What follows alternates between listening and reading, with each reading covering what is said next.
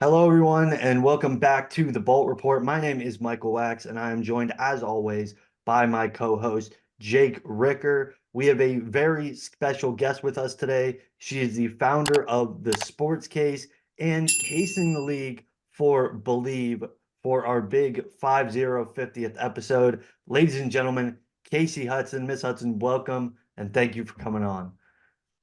Thank you guys so much for having me. At least this will be a highlight of the week since coming back from the break, the Bolts didn't really give us too much to celebrate quite yet.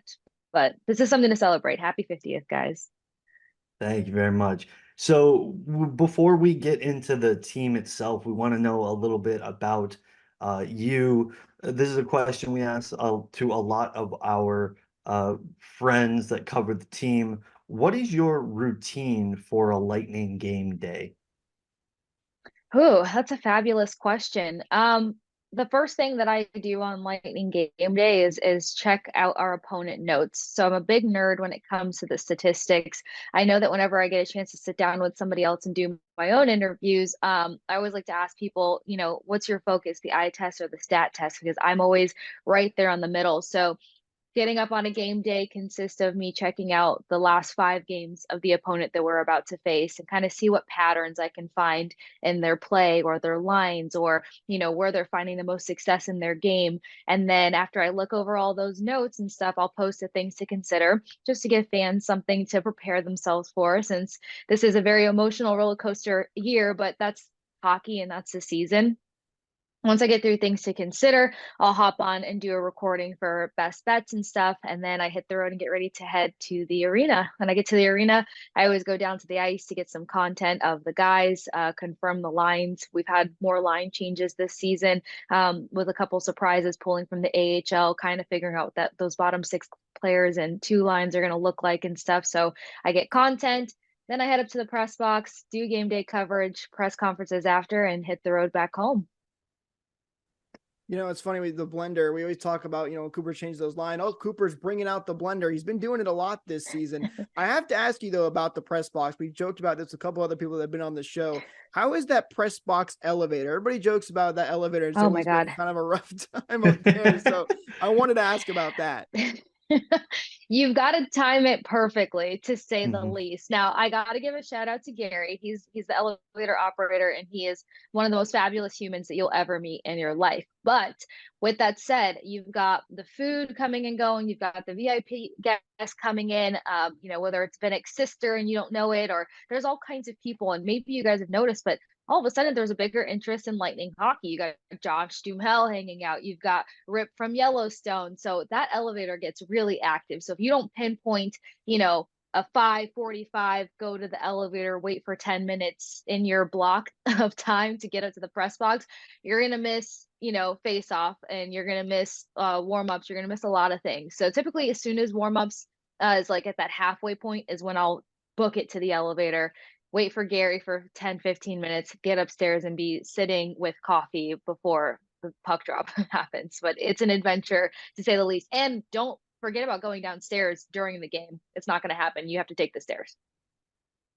So I did the Frozen 4 coverage, went back when I was in college, and the Frozen 4 was at Emily. So I completely understand the one time that I actually had to go up the elevator, and you had all of these people in line, like Phil Esposito and John Buccigross and Joe Smith, and they're all like, "Man, we love this arena, but this elevator, it really does suck." And like Oh, that was definitely a really interesting experience. So I'm glad to hear that, other people do feel the same way about this.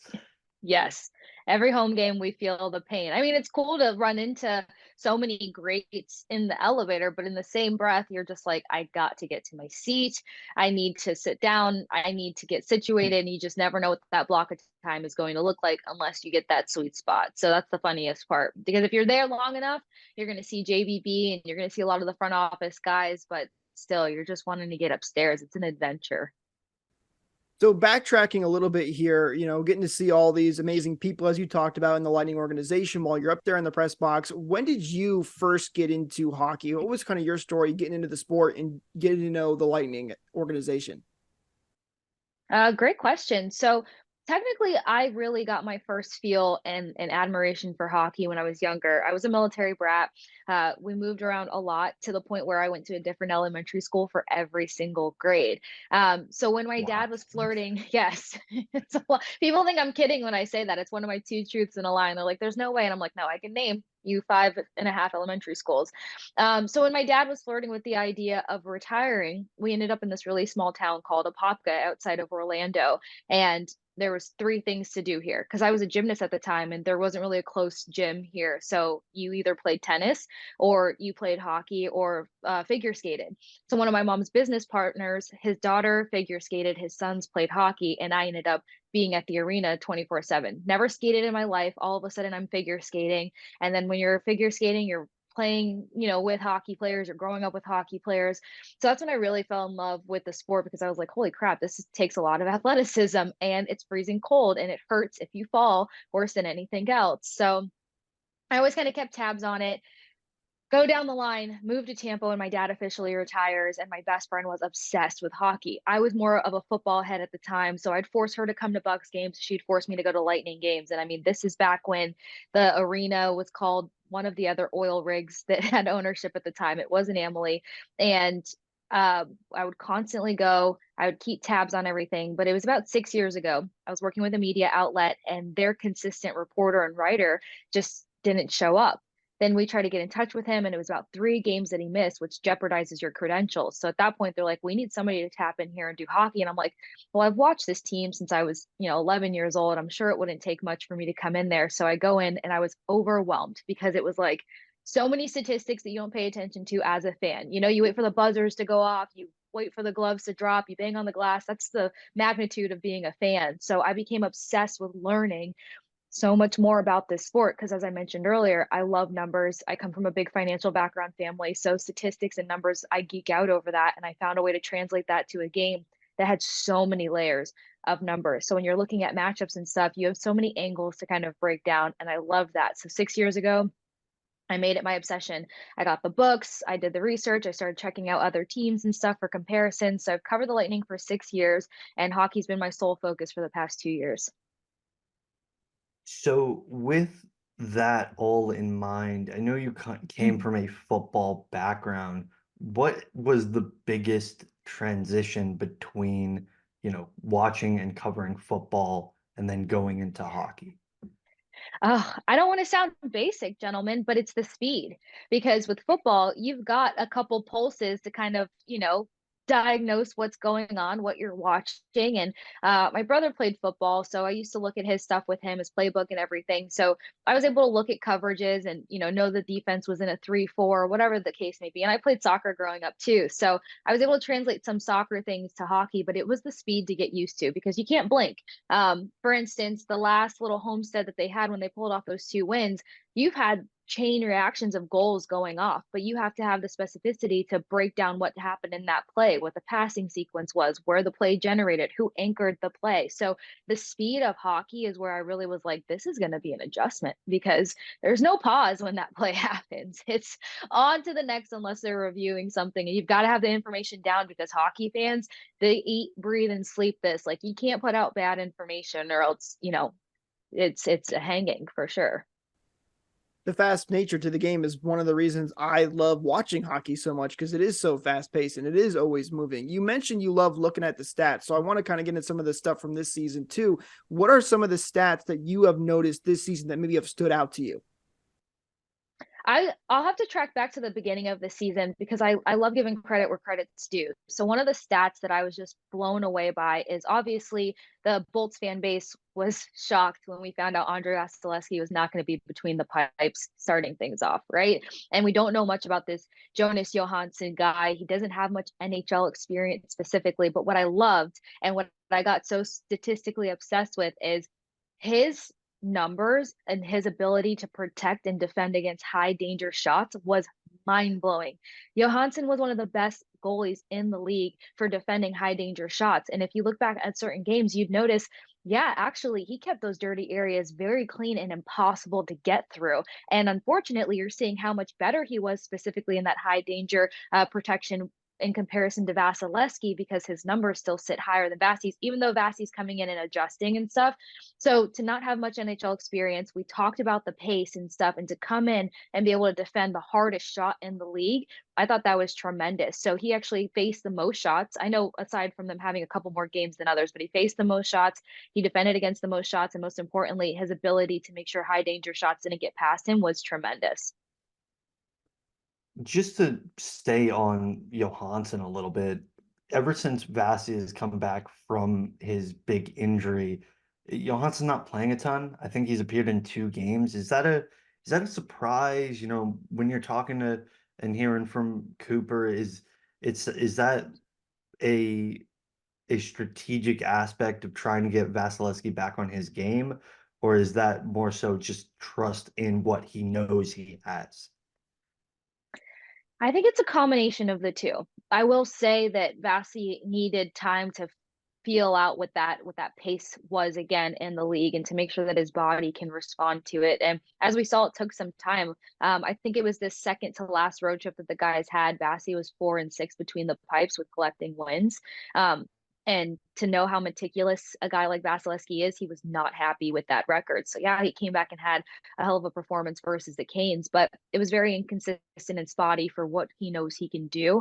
So I think it's just giving him time to get back into rare form. So we're starting to see that. I mean, he's made tremendous saves already.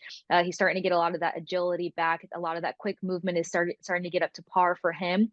But I think the other face of this coin is the fact that Vasi's a hard guy to say, you're not going in today. Now that he actually has a quality backup, in my opinion, a guy that can help him split up his workload, he doesn't want to let go of the reins. He wants to be in every single game, every single night. It was a shock that we saw Cooper bench him versus the Dallas Stars disaster a couple of weeks ago. And ever since then, it's going to be that much harder to get Vasi to come out of a game because he hated that he got pulled from that Dallas Stars game. So it's going to be a tough one. I got a chance to talk with Mikhail Sergachev the other week one-on-one, and kind of talk about how the defense has had to adjust because their signals and everything changes when they have a different goaltender behind them that they're not so used to. So defense's entire structure had to change in the beginning of the season. Now they can kind of go back to their ways. So they haven't had a minute to figure out what this team's supposed to really look like. And Sergei was just saying, because Johansson turned out to be such a stud, it's such a competitive level up for Vasilevsky. So I think that's another thing that's going to make it hard for him to ever be like, okay, I'm going to rest this game, let Johansson go back between. He likes the competitive nature between them in practice, but that spot's his, and he doesn't want anyone coming in. A lot of interesting things you just mentioned there, like the defensive structure changing, the difference between the goalies, because I think that's something that a lot of fans probably don't notice. They just see new goaltender and it's the same team playing in front of them. I think I agree with you. I think Johansson's been fantastic for the Lightning so far this season. And the Lightning have had some defensive issues. Do you think having Vasilevsky playing more games and staying as competitive as he always is going to help them work on some of their defensive issues this year?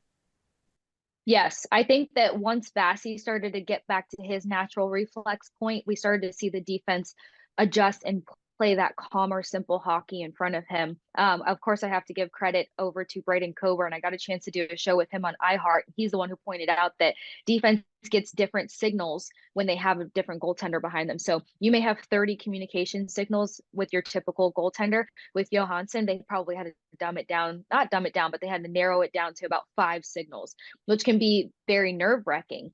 Now you've got a guy like Mikhail Sergachev. Not only is he from the same country as Vasilevsky, but they're friends. So they probably had 30 plus ways to communicate with one another in a fifth of a second, as quick as hockey is. So when that changes, it's going to cause hesitation back there. That hesitation causes the puck to come off your stick for turnovers. We know that turnovers has been a huge Achilles tendon for this team. So having Vasi back there consistently gets to get things back into play. And of course, they've got some new guys back there.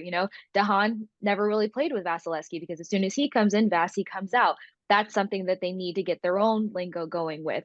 Fleury, even though he had some time with Vasi, he got bumped down to the AHL pretty quick. And I was actually excited for Fleury to come over from the Seattle Kraken. If people look at his numbers over there, let this guy get a second to cook because he can produce and be a quality player here. So Vasi being consistent back there is going to be crucial for this defense so they can finally find their rhythm. The next thing that I'll add to that kind of plays off the Vasilevsky situation is the NHL is changing. stay-at-home defensemen are dying. It's not really a consistent thing for a team to want to pay for, 2, 3 stay-at-home defensemen back there or have them on each pairing. Like a lot of defensemen are required to be offensive defensemen because of how fast this game is becoming. And with that said, Ryan McDonough being lost out of this lineup is a tremendous hit for this team, but they have to start trending where the league is trending. So I think we're also in that weird space where their system has to get acclimated, not having a stay-at-home defenseman. You're seeing Eric Chernak go behind the net a lot more. That guy would not go past the blue line more than 2 feet when he first joined this team. It took him 3.5 seasons to comfortably go behind the blue line and try adding to the scoring tally or consistently pushing the puck forward so that players can jam it up and create shots off of it. So we're just seeing a lot of different changes happening at one time. And I think it's almost a culture shock for this roster. So you had mentioned a few different new names, not necessarily Fleury, but DeHaan and Johansson. Who's an under the radar name that has impressed you so far this season? Oh, Connor Sheary. I've been on him since the minute that signing happened. And it's not just because he's played with legends. He has his own Stanley Cup accolade and recognition. It's because he's one of those guys that does all the small details very, very well. And you don't really give these guys credit until you're in playoffs or in the Stanley Cup final. But these are those guys that get you over those humps. I think it speaks volumes that coming back from injury, he's picked up a point almost every single game besides last night's catastrophe. So to see a guy that can contribute on any line, Connor Sheary's not a fourth line guy, but he takes that role on and he makes sure that it's worthwhile. You can put him anywhere. And I think those are some of the most special and spectacular players that you can have in the lineup. I like this play during the preseason. It's almost a tie for me. Him and Mott. I'm a big fan of both of the new guys because Tyler Mott's so gritty. I mean, his ability to just keep pressing and driving to the net over and over and over again without exhausting himself. Like if we could get somebody to replicate his play and have two guys doing that, we would see some magic happen. But I just like that with them being so new, they are contributing factors. They're doing the small things correctly and efficiently. They just need the guys on the other end of it to be able to polish it off. But I was a big fan of his coming in. His shot through percentage was tremendous. And with a guy like Alex Killorn being gone, nobody realized that Alex's passes were great setups outside of Nikita Kucherov. Kucherov can't be the only guy creating passing lanes and getting creative out there on the ice. And Connor Sheary can do that. I think he just needs that much more time to get more confident, more comfortable, and we'll see what line he ends up on for more a longer period of time. Because I thought he was going to be a top 6 guy, but he's doing great on that fourth line. I love that you said Connor Sheary because I wrote an article a while back when we first signed him about I thought he was going to be the breakout star for the Lightning. Unfortunately, this when you look at the stats and they don't tell the whole story, he hasn't quite been able to get into that old Connor Sheary. But I think he's an impressive player. But kind of going off of a guy who's looked really good and has impressed you, is there anybody that's maybe disappointed you a little bit this season? And disappointment may not be the right word, but someone that just hasn't been up to expectations. That's kind of a hard one. I guess if I really had to be nitpicky, man, this is so hard. If somebody who's not quite impressed me, I don't want to say Tanner Jeannot because I have a theory behind that. I'm curious, what's the theory? So my theory with Tanner Jeannot, because I know Bolts fans were pretty frustrated with what the bargain came at for him to become a Tampa Bay Lightning player. But with Watson in the lineup, now somebody tried to give me crap on Twitter or X the other day because they're like, why could you explain to me what you possibly could like about Watson? And I was like, it's not particularly a Watson like, it's how Watson alleviates some of the other players on the roster. So when Watson's in the lineup, Tanner Jeannot's not expected to be the momentum swing, drop the gloves kind of guy. He is a 20-goal scorer, but we're not giving him a chance to get into a scoring rhythm because we always need him matching up with the big guy on the ice, creating the momentum swings, being the leading hitter on the team. But if Tanner Jeannot could just kind of focus on his game a little bit, he is similar to Mikey Eyssimont, where he makes those unorthodox shots. And I think we need more creativity on this roster if we're going to start racking up more goals and not giving up leads. And Tanner Jeannot can do that. In certain games where it's been stale, it's been Jeannot who's coming down the middle of the ice, charging full speed to get net front, and they need more of that action. Mikey Eyssimont does it. Smaller frame guy, probably wears out a little bit easier than a Tanner Jeannot, or he can box out and get past two other defensemen where Mikey Eyssimont can kind of get locked out a little easier. So with Watson in the lineup, I think it frees Jeannot up to expand his game. But I almost want to say Braden Point, but Braden Point's crushing it in the assist column. I guess I would, if I had to pick somebody, I would say Braden Point, just because I'm not used to him being the assist guy. I'm used to him being the scorer, and I'm also used to him being that guy that does get on the board when this team needs somebody to get the job done. And I think that Cooper has that same expectation. When they were on the road towards the end of last season, that top line was benched because they weren't scoring when they were supposed to score. So great, Kucherov's doing it, but that left winger is being swapped out consistently, which means Braden Point needs to be that other consistent guy, not just dishing the puck, but getting in the score column. And I think he knows that too, because the last home game before this road trip where they took on the Capitals, he had 2 net front goals. And we asked him about it after the game, and he's like, you realize in this game, you've got to be able to figure out a way to make plays in front of the net. And it's something that he's personally working on. So I think he's readjusting his game. So if I had to be nitpicky, I would say Braden Point, even though that's going to stir a lot of people the wrong way. So with Braden Point, as you said, being the assist guy now instead of the goal scorer, it seems like the guy who's taking the mantle for that has been Kucherov, even though he's also doing what he did last season and the season before that and before that with all the assists. What have you noticed in his preparation and practice that is different from previous seasons? Because it seems like he's reached another level. Yeah, that's a great and easy question.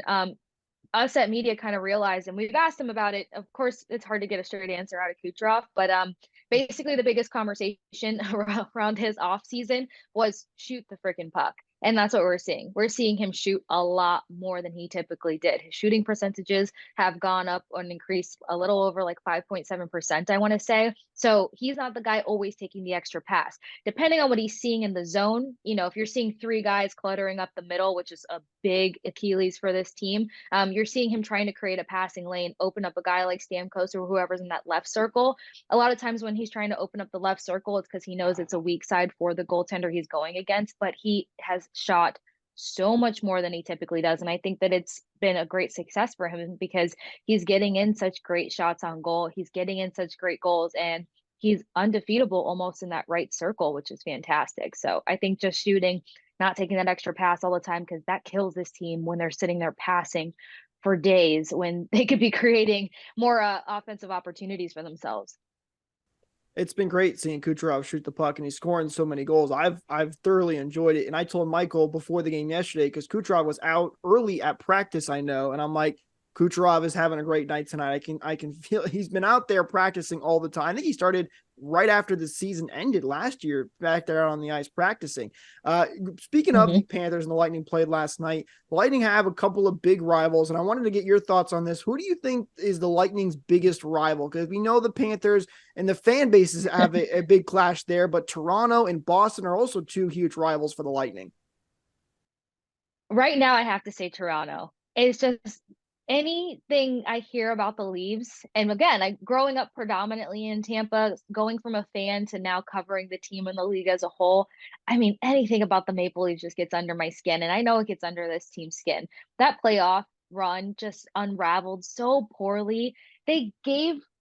I'm not going to say the Maple Leafs didn't earn it, but they gave them that second round in the playoffs. You cannot go into overtimes and completely deflate. You cannot put up 8 goals one night and then not defend your zone the next night. There was just too many inconsistencies, which I know put a bad taste in their mouth. I have to say, 6 years covering this team, that was one of the most emotional exit press conferences I've ever been a part of, when the guys came in to talk about the season and what's coming up. And of course, a big part of the emotion was that most guys knew Alex Killorn was probably leaving, and a few other guys. But outside of that, the conversation around the Maple Leafs, it was just, they were heartbroken. They were so defeated and heartbroken. So as of right now, it's the Maple Leafs. It's getting past them. It's really giving it to them the losses that they deserve, because Florida Panthers, it's always a big penalty box situation. When you go versus the Maple Leafs, Austin Matthews isn't a big fighter.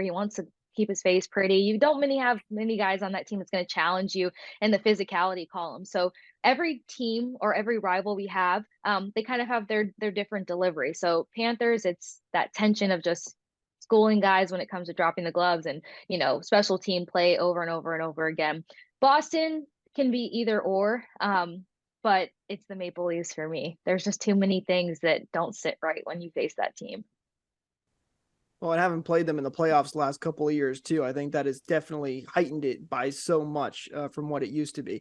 All right, last thing we want to do here, Case, something new we've been doing with all of our guests. It's called the Bolt Reports Lightning Minute. So I got a couple of rapid fire questions for you, just about Tampa and hockey in general, and then just give me your quick answer, and then we'll close out the show. All right, you ready to go? All right. Let's yes, do I it. think so. All right, favorite place to eat in Tampa? Oh, favorite place to eat in Tampa is Donatello's. I'm a big Italian fan. Okay, I like that. Favorite sporting event ever attended as a fan? And this could be anything, hockey or any other sport. Ooh, as a fan. Gosh, guys, it's been a long time since I've got to do anything as a fan. I love the Frozen Four. Minnesota Gophers is my favorite hockey team. And they were so close to winning this past year. So maybe I'll just say Frozen Four for this one because it's been a while since I've been a fan. Okay. All right. Favorite NHL personality to interview? On our team or as a whole? Let's go with our team. Okay, used to be on our team, Pat Maroon. You can get funny out of him. You can get education out of him. You can get a lot of information out of Pat. He's been the best interview, hands down. He's definitely one guy that I miss having on the team. All right, favorite road arena? Road arena. I hate to say it, but the Florida Panthers have a pretty sick arena. But it's got to be Madison Square Garden. It's just so legendary there, and the sound is piercing, not in a bad way, but it's just piercing. You feel everything in that arena just radiate through your soul. Classic. Can't go wrong with that one. All right, West Coast road trips. We just went through one. What's your go-to activity for those late night Bolt games? Coffee. Started at 6 o'clock and nurse that coffee as long as possible from 6 to 7, 7 to 8, 8 to 9, and be buzzing and ready to go for 10 o'clock puck drop. How about your favorite off day holiday or hobby? Excuse me. Favorite off day hobby would be golf. I'm actually big into golf now. If it's been very, very stressful and chaotic, I'll go horseback riding. Those are my two main off day things. The reason I said holiday, though, is getting ahead to my next question, which is your best Christmas gift you received this year? A purse.